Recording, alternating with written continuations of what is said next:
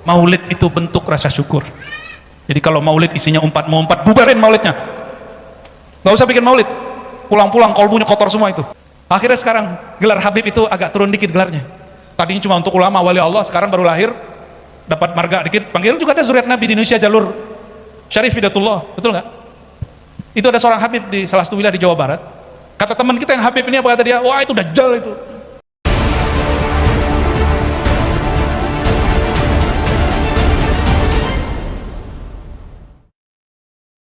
Meyakini salah satu mujizat Nabi Muhammad SAW adalah baqa'u dzurriyyatihi, lestari zuriatnya sampai saat ini. Karena dalam Sahih Bukhari, hadis yang sahih, seorang sahabat bertanya, wahai Rasulullah, kami kalau mengucap salam tahu assalamualaikum, yang tadi antum baca itu ya, aliran apa tuh, ngerok ya, rapper apa namanya tuh, ngeri kali Beb, didikan antum nih Beb ya. Aneh akhirnya pakai zikir rifaiyah tuh, Allah gitu. Ya cocok, untung pernah kita belajar torikot begituan. Kalau nggak pusing juga, aneh kan dulu mengharamkan musik. Kalau nggak pernah belajar torikot yang pakai musik, waduh masya Allah ya, gedek beneran main itu. Lalu sahabat ini bertanya, ya Rasulullah, kalau ucap salam assalamualaikum ayuhan nabi, kami sudah tahu, kami sudah baca dalam sholat kami. Lalu kalau mengucap salam sholawat bagaimana wahai baginda? Kenapa Bun? Wah, itu salah ini nih, salah Habib tuh. Protesnya sama Habib ya, kencengin lagi ya. Tes, sudah kenceng belum? Udah nyampe belum? Wah, speakernya harus taruh di situ atuh tuh. Itu kalaupun saya berdiri gak juga nyampe ke sono.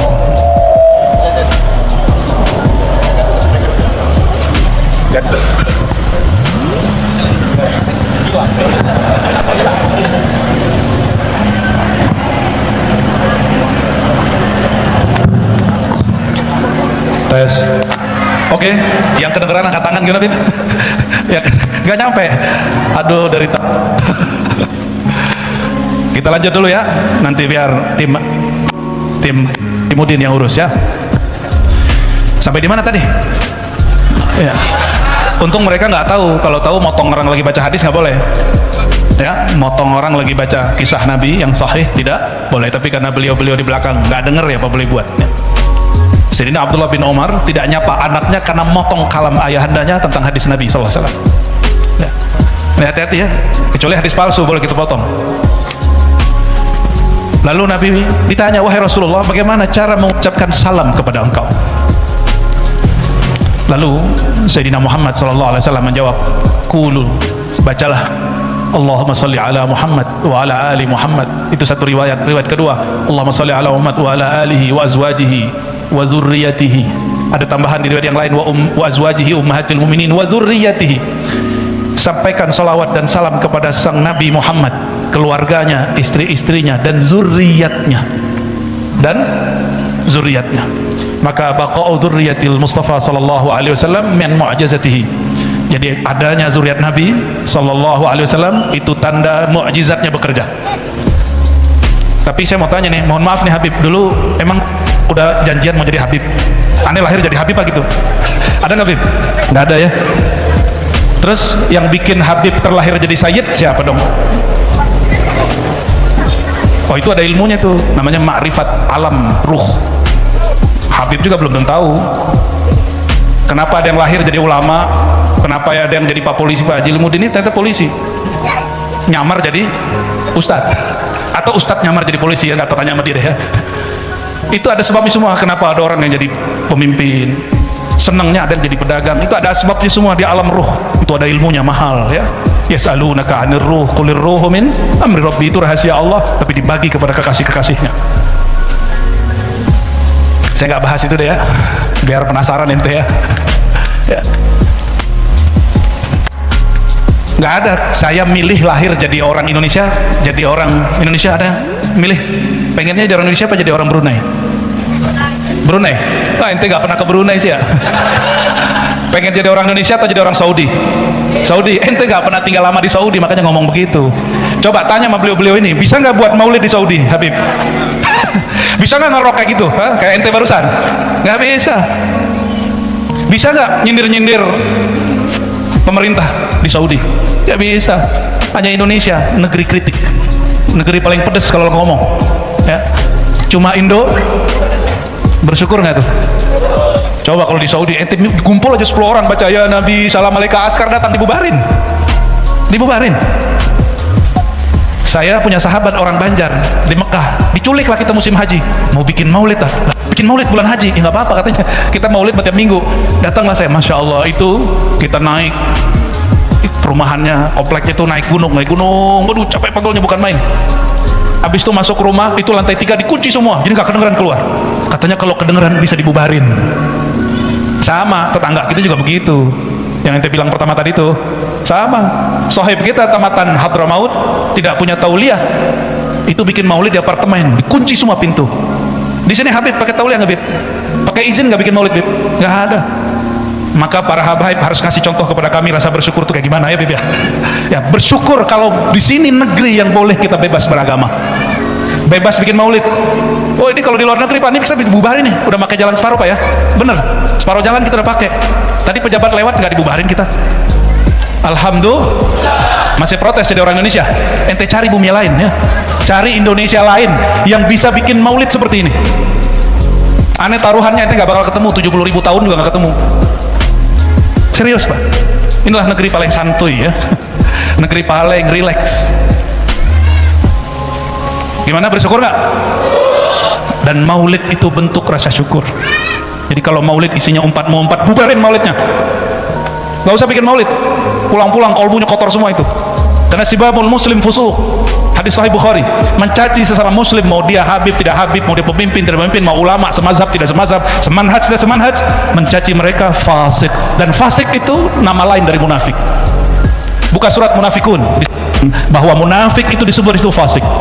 Innallaha la yahdil qaumal fasiqin. Fasik di situ disebut munafik. Allah tidak beri hidayah orang yang fasik, walaupun dia pakai sorban, walaupun pakai kopiah, walaupun pakai rida, walaupun pakai gamis.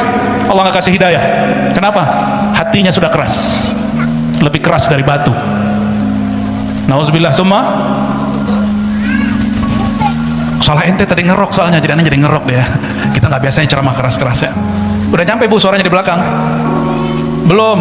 Aduh Pak Haji, Pak Haji lagi berusaha, tenang ya. Mau dengar kisah yang ada di kitab hadis supaya kita nggak jadi qasas. Jadi kesalahan majelis maulid ini dirusak oleh kisah-kisah palsu. Maka guru kami dulu berpesan, kalau ente bikin maulid, iyyaka wal qasas, hati-hati, jangan dekatin, jangan hadirkan orang yang suka berkisah-kisah palsu, kisah dongeng. Maka saya ambillah kisah ini dari Al-Jami' As-Sahih atau karya Imam Tirmizi yang disebut Sunan At-Tirmizi. Imam Tirmizi ini murid daripada Imam pengarang Al-Jami' As-Sahih Al-Bukhari, Imam Al-Bukhari. Kata beliau, semua yang ada di kitabku ini boleh diamalkan kecuali 2 hadis. Saya cek hadisnya nggak termasuk yang 2 itu. Mau dengar? Biar ini jadi panduan kenapa kita bikin maulid, kenapa kita harus ngomong kajian kemakrifatan, makrifat kenabian.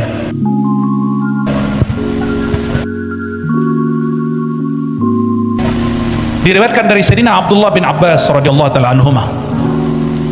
Apa kata beliau? Suatu kali Nabi SAW kharaja, Nabi keluar dari kamarnya, hujuratnya, dan orang-orang nggak tahu, para sahabat nggak tahu Nabi sudah ada di luar masjid.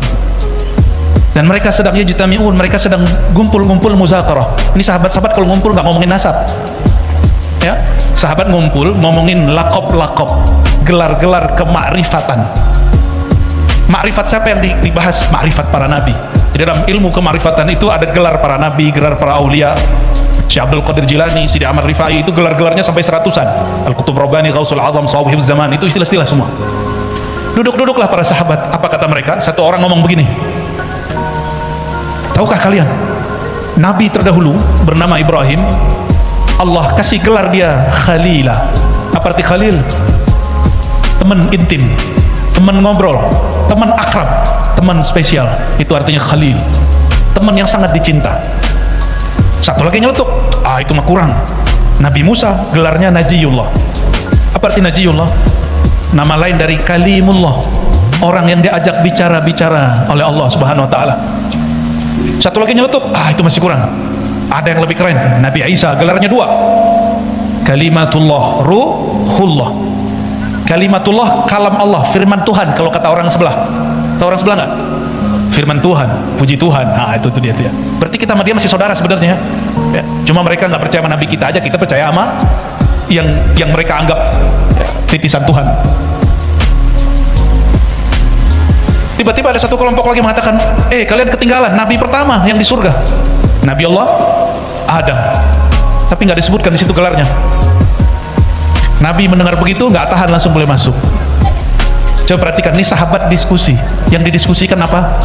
Gelar-gelar para nabi di sisi Allah. Jadi nama Nabi Musa itu di bumi.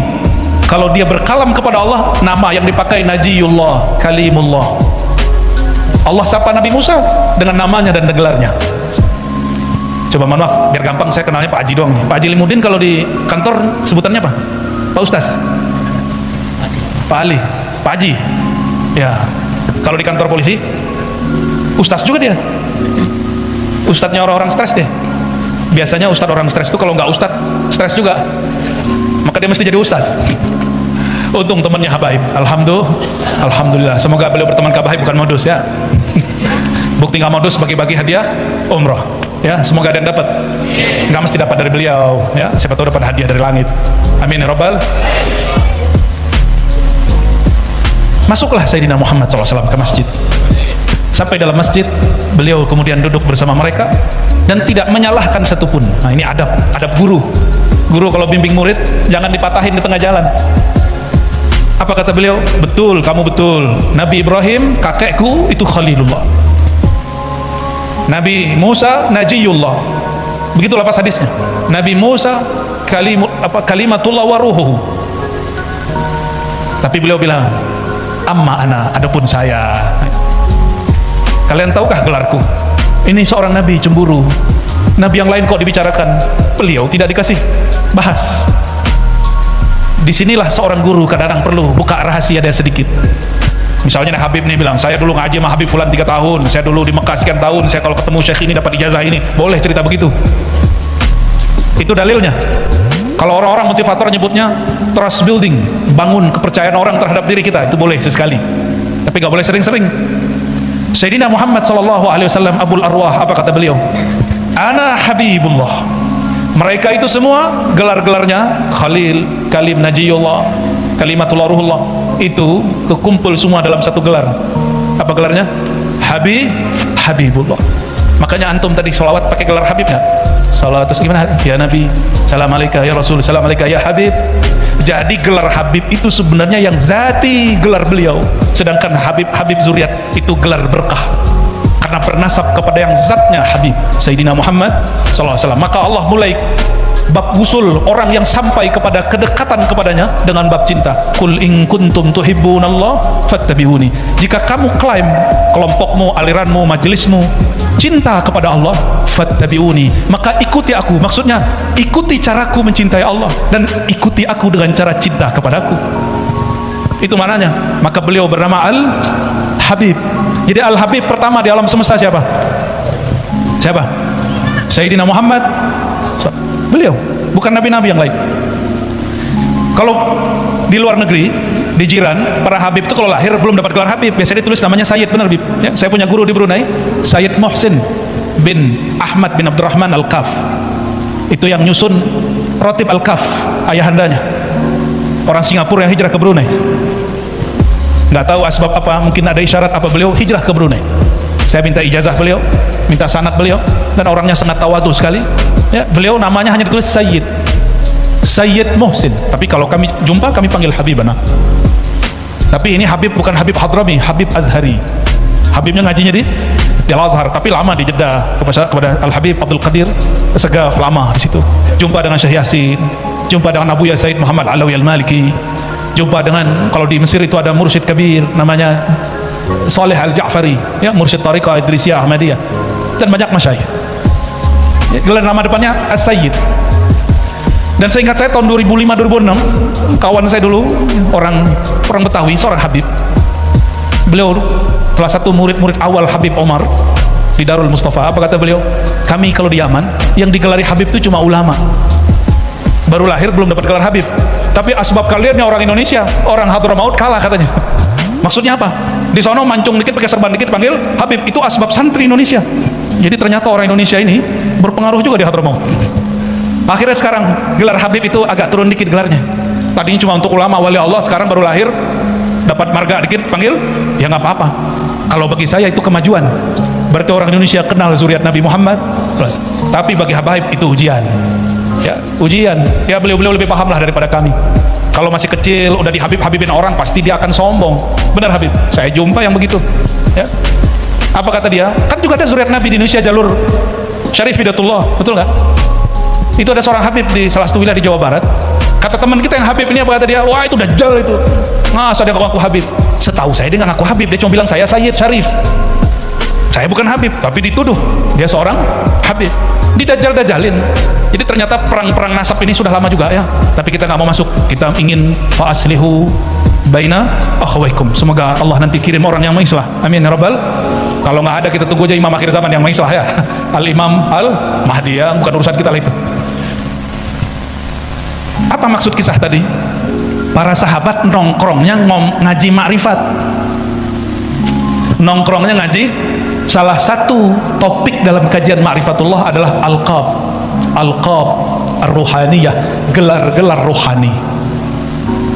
Kalau yang bertorikot Qadiriyah itu Syekh Abdul Qadir Jilani disebutkan ya, beliau itu punya alqab lebih dari 100. Karena dalam kitab Ghunyah bagian risalah tasawuf bagian terakhir beliau mengatakan seorang murid jika dia bersungguh-sungguh kepada Allah, diangkat dia menjadi murad. Murid itu orang yang ingin mendekat kepada Allah. Jika dia melewati sisi kediriannya, bisa melewati malesnya, membersihkan hatinya dari iri, dengki, syirik, khafi, maka Allah akan pilih dia. Maka dia diinginkan Allah, bahasa Arabnya murad. Apa bahasa Arab diinginkan Allah? Kalau murid, orang yang ingin kepada Allah. Kalau murad, Allah yang menginginkannya, Allah yang pilih dia.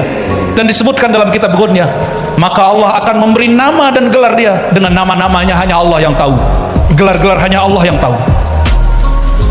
Itu bukan berarti hanya Allah yang tahu dalam pengertian orang belajar bahasa Arab.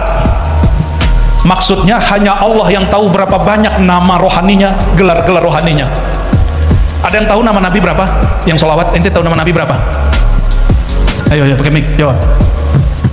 Ente tahu nama Nabi ada berapa? Bingung? Jawab takut salah. Nggak bakalan disalahin, kan baru dengar hadis. Nabi nggak nyalahin muridnya kok. Kecuali ente mau debat aneh. Ya bahsul masail kita malam ini. Nabi itu menyebut namanya sebagai contoh kadang 2, 3, kadang 5, tapi namanya sangat banyak. Satu kali beliau mengatakan ya, ana Muhammad, ana Ahmad, ana Aqib. Kadang beliau menyebut nama yang lain, ana Hasyir, ana Syafi', ana Musyaffa, macam-macam. Kadang beliau menyebut dirinya Sayyid, ana Sayyidu waladi Adam, ana Sayyidu al-qaum yaumil qiyamah. Beliau menyebut nama di hadis-hadis yang terpisah. Kadang-kadang namanya pakai jumlah, pakai kalimat panjang. Ana awal. Awal yang mana? Awalu man tunsyaq. Orang yang pertama dibangkitkan waktu semua orang belum dibangkitkan. Ana al-wasilah. Kadang beliau juga berkalam begitu. Nama beliau banyak. Ada yang tahu namanya berapa? Ada orang Banjar kan di Banjar? Oke, Banjar. Tahu kitab Dalail Khairat? Ente tahu Dalail Khairat? Karya siapa? Ente nyontek ya. Di situ nama Nabi ada berapa?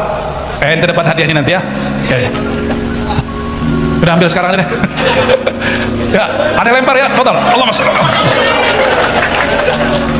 Berapa nama Nabi di kitab Dalail Khairat?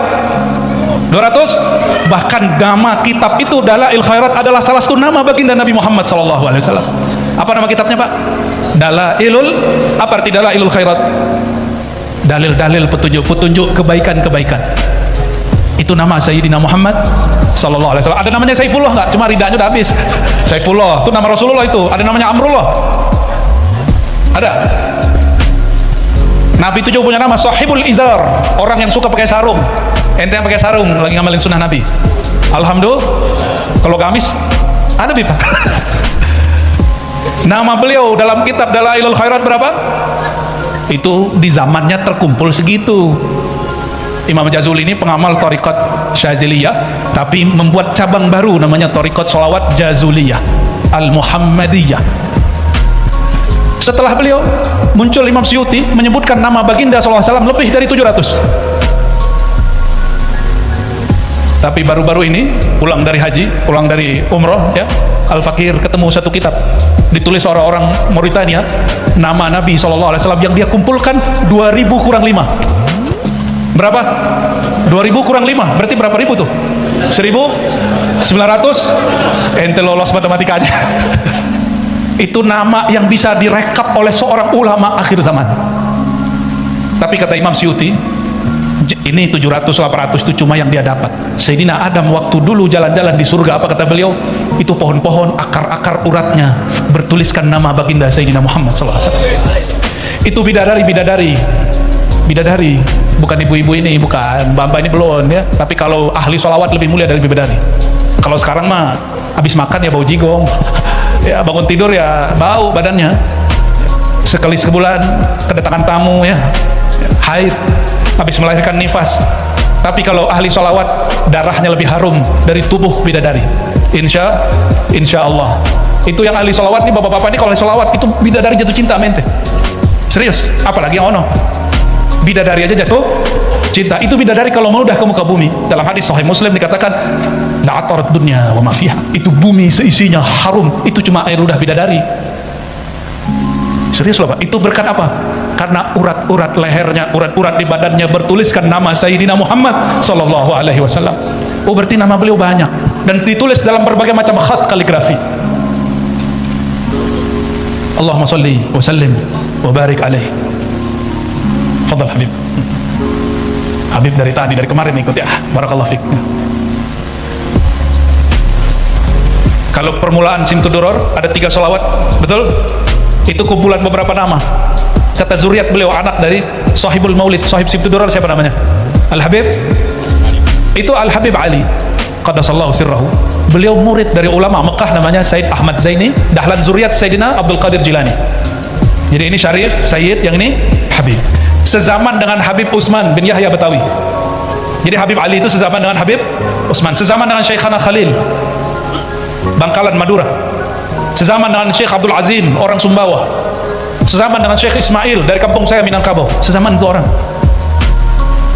Al-Habib ayahnya terkenal dengan mufti, maka disebut Ibnul Mufti. Dapat isyarat dari Allah, umurnya sudah sangat senior, di atas umur 60 baru ngarang kitab Simtuduror. Betul Habib? Di atas 60. Hadiah untuk orang-orang yang hidup di akhir zaman, untuk kita semua. Itu di muqaddimahnya beliau ringkas ilmu ma'rifat Nur Muhammad sallallahu alaihi wasallam. Itu muqaddimahnya.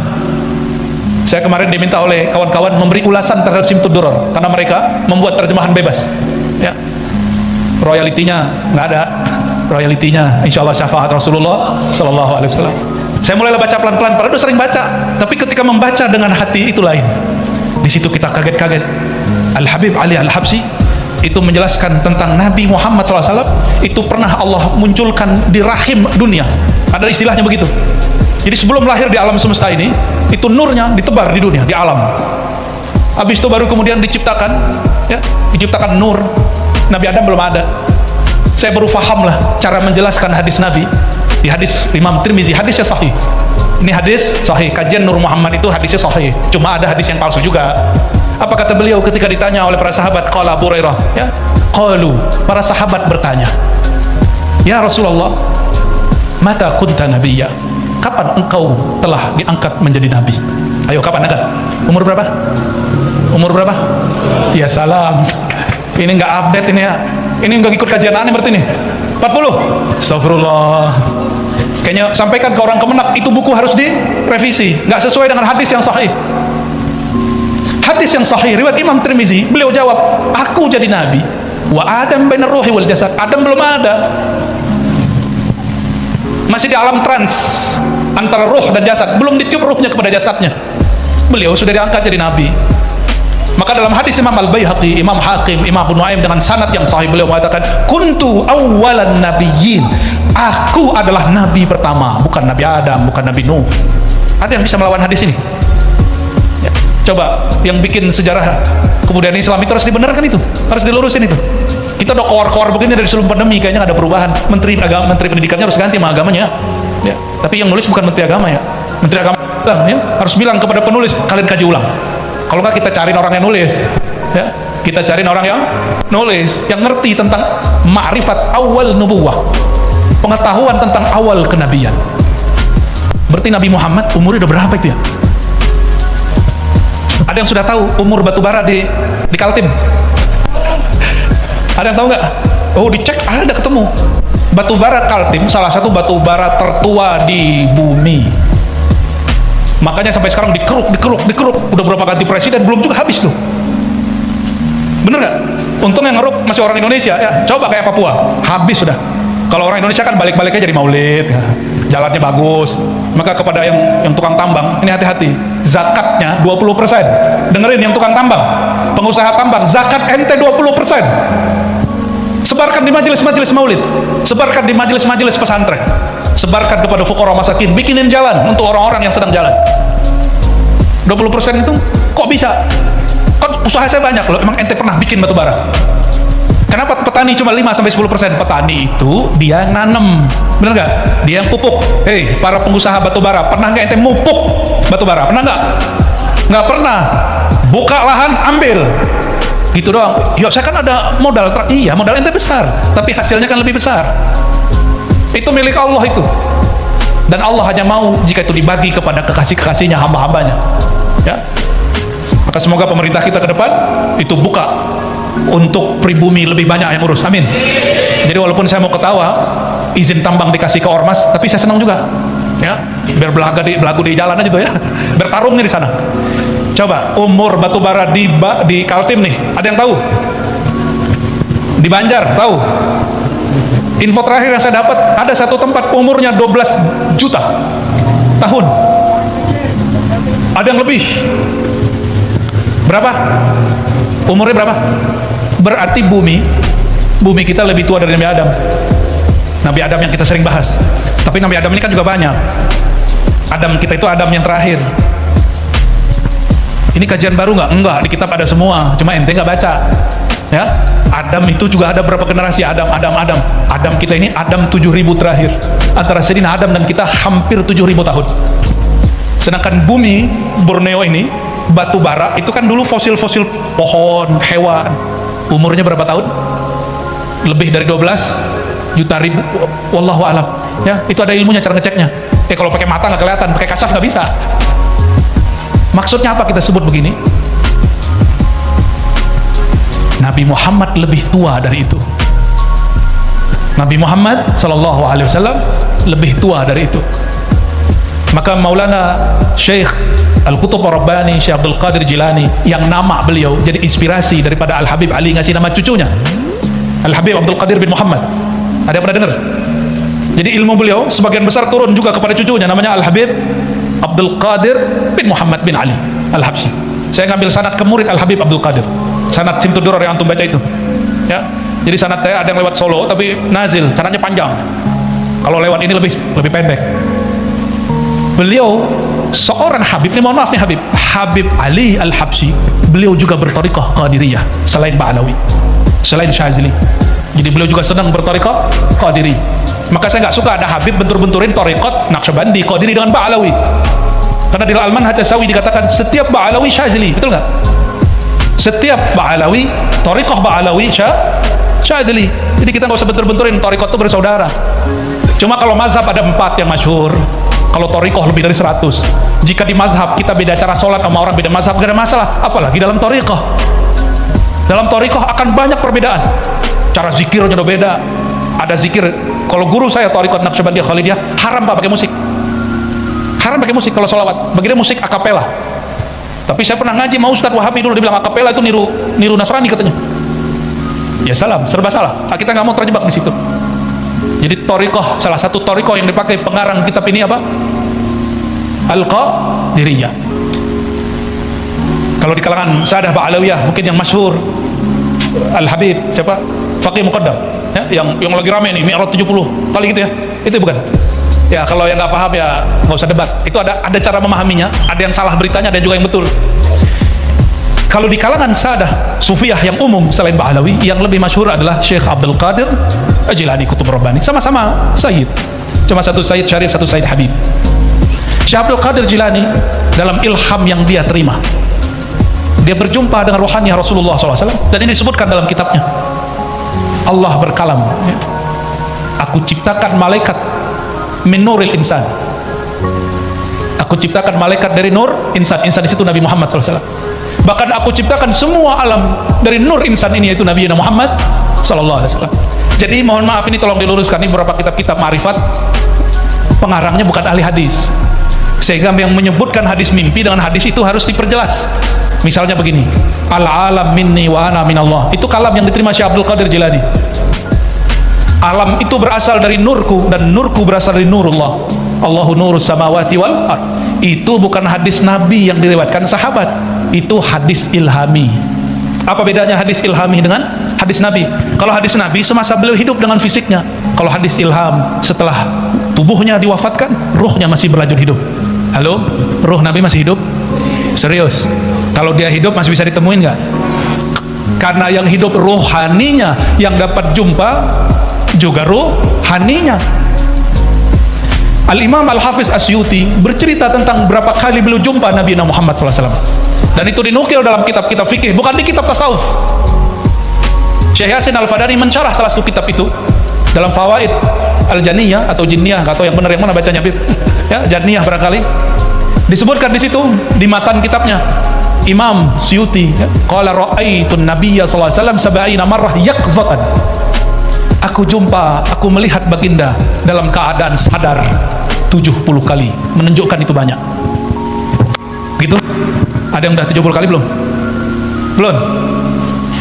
Tapi Imam Syuti habis lihat begitu nggak sanggup lagi ceramah begini. Beliau umur 40 langsung tutup majelis, tutup rumah, tutup madrasah. Dia hanya berkhalwat. Mau jumpa Nabi? Dalam keadaan jaga loh ya. Lagi jaga ngelihat, antum nggak bakal sanggup. Ini cuma 3 hari sanggup, udah nggak sanggup. Minta, ya Allah, tolong ya, minta tolong saya itu. Dan dapat isyaratnya kitab Dalailul, dibaca itu sembuhlah ahwal itu. Baru saya paham, oh Imam Syuti nggak bohong, Ibnu Arabi nggak bohong, Faqih Muqaddam nggak bohong, Syekh Abdul Qadir Jilani nggak bohong. Mereka memang rohaninya jumpa, yang jumpa rohaninya. Namun perhatikan, orang mimpi bisa jumpa, betul. Tidur itu kalau otak kita tenang, kita tertidur walaupun lagi duduk. Ente pernah ketiduran lagi duduk nggak? Sering. Ente itu orangnya ya. Kalau orang gelisah bisa tidur nggak? Tapi kalau orang gelombang otaknya tenang dengan zikir, sholawat, mungkin saya ini tukang dongeng kali kata dia ya, atau mungkin suara saya bisa menenangkan hatinya barangkali. Kalau dengar langsung ketiduran depan saya tuh. Ya. Ada yang ketiduran nggak? Buya Ar-Rasyid Hasyim menampar para klan Ba'alawi yang mana Maulid itu hanya dibuat umpat mengumpat ya. Nanti pulang dari acara Maulid isinya wow gak karu-karuan, intinya seperti itu ya. Intinya masih menyimpan rasa benci atau rasa apa gitu ya, menurut Buya Ar-Rasyid Hasyim ini ya teman-teman. Jadi menurut Buya Ar-Rasyid Hasyim, kalian para habaib ini sekarang ini lagi menurun karena ulahnya gitu ya teman-teman. Jadi ini kalau menurut saya ini tamparan buat para habaib yang ada di Indonesia, yang di setiap ceramahnya hanya isinya itu umpat-umpat, dan apalagi sekarang ini banyak hurufat atau cerita-cerita halu dari para habaib ini ya teman-teman. Oke, terima kasih buat semuanya, semoga video ini bermanfaat dan sampai jumpa di video selanjutnya.